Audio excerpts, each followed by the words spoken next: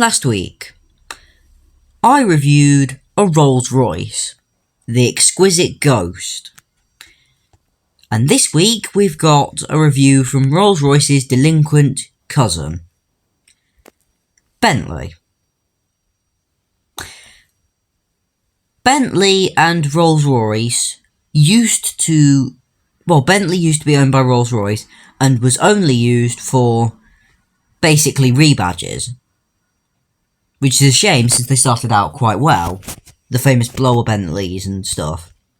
They were all cool until Bentley hit financial trouble and got swallowed up by Rolls-Royce and doomed to spend an eternity of wandering around making copies of Rolls-Royces. There's the T1 and the T2, which are, I think I'm right in saying, I know the second one is not based on, it is the Silver Shadow, but I'm not sure what the first one is. No idea. Anyway. Then, Rolls-Royce ended up hitting some financial trouble themselves, like every British car company does. Apart from Noble, apparently, which is good. I like Noble. We love you, Noble. And Rolls-Royce actually went into so much financial trouble they went bankrupt. Awkward! Anyway, Rolls-Royce and Bentley were finally untangled. And Rolls-Royce went to BMW and Bentley went to VW. That's not where the story ends though. Because VW were developing an engine. A weird one. An engine with its cylinders in weird ways. Oh, this is getting boring, isn't it? It was the W engine. Now, we'd had W engines before, but this was when VW were in their look, weird engines and weird everything era. Like with the Phaeton and the V5. No, I'm not even kidding me. It's a V5. It's very weird. But the W engine was probably the most famous of them all to come through. Because it started out in life in the Phaeton. Or the Phaeton, depending on how you pronounce it. But then, VW stuck a couple of turbochargers on it. And turned a flopping engine into a wonderful engine. And stuck it into a Bentley. The Continental GT W12 was the first really proper return to form for Bentley, which wasn't really liked by people. Not for a long while, anyway. But VW also decided to make a saloon version, the Flying Spur, and basically reuse an old Bentley badge. And the Flying Spur survives to this day. No, I'm just kidding, it's getting killed off with the Continental quite soon, I think. Is the Continental getting killed off, or is it just the W engine? Oh yeah, I forgot to mention, the W engine is also getting killed off soon. Although you can learn more about that in my Bentley Mulliner Bachelor video. Oh, I like saying that, Mulliner Bachelor. Sounds like exactly the sort of person to own a Bentley. Or at least, back in the old days, because Bentleys are now driven not by, you know, the upper class, but rather by chavs. Hence why I call them the Rolls-Royce's delinquent cousin. Is what it is, I'm afraid. Still.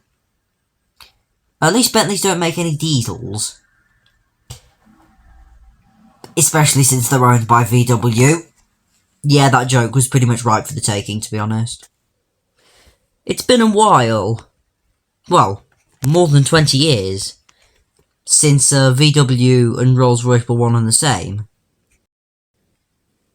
And that shows, because when I drove the Ghost, I remember it being wafty, acceleration-wise.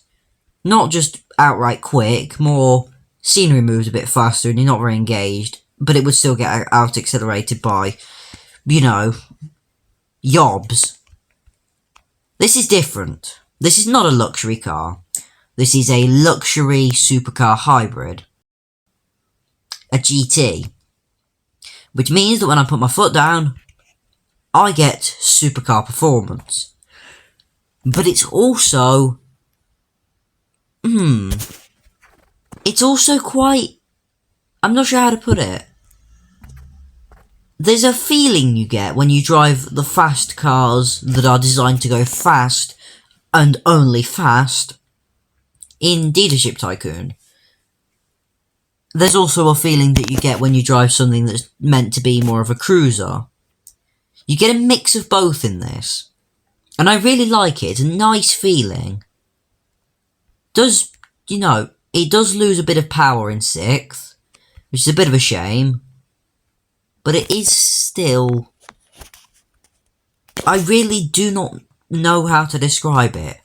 It's just a really nice, pleasant sensation. A hybrid mix. Very nice. But what's even better is how good it is in these corners. A car this heavy, I mean over 2 tons heavy, has no right, none at all, to be this good at hitting apexes and accelerating out of corners. It is genuinely stupid. But in a good way. Like, stupidly silly but fun. I don't know why it's so good. I am glad it is so good. Because it is easy. Brakes are average, I guess, but it's just the cornering ability that's my personal favourite thing. Flowing from bend to bend, having a good time, in a car that has no right doing what it is. This is basically a magic trick car. So, considering how much I like it, hopefully it will do well at the circuit race. Honestly, I love how this thing is just a hybrid in the good sense of the term. Not Prius, but a mix of luxury and speed. Both in massive quantities. Keep it to the apex, which is very easy, because this thing is very easy to drive. Or I could actually not even brake for that corner, only lift. Isn't that good? You usually have to brake there. Up this little section under the Brock Arch. Lake turn. Negotiated with ease. The downhill section. Keep it flat. 3468. Ha! What a brilliant car. So, if you've got a sports saloon and 500 grand to spare, should you buy it? Well, there's not really much competition. I mean, the closest fast 4-seater that you've got is the Ferrari Purosangue, which is... yeah, we don't talk about that. This is better. This is just better in every way. Simple as. This is the best of British. Made by the Germans. Thank you all for watching. So on that bombshell, I will see you on... well, sometime in the rest of the week with a 25 million quid Lamborghini Veneno fake model. See you then, hopefully.